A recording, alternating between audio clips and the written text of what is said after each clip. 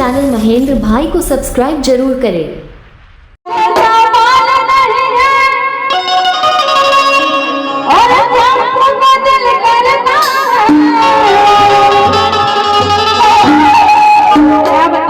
हमारा भी छोटा है लेकिन फिर भी कह रहे हैं कि बाल नहीं है और दिल करता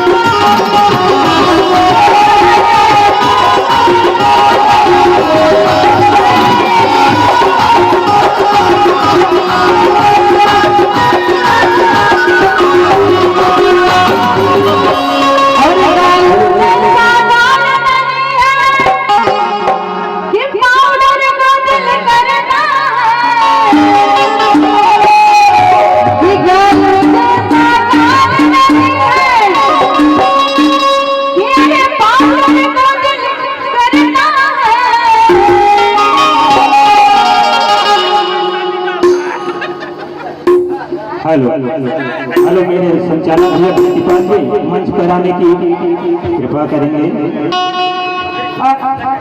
कि कालो जैसा काल नहीं है और काल को दिल करता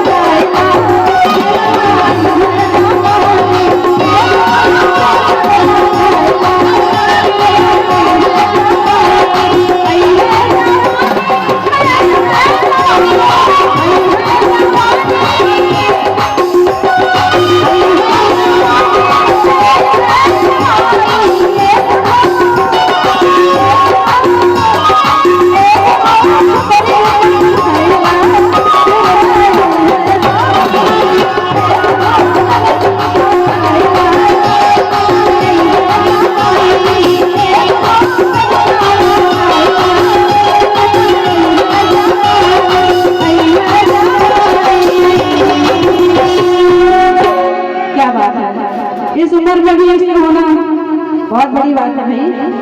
और नाम आया उनका मिथिलेश।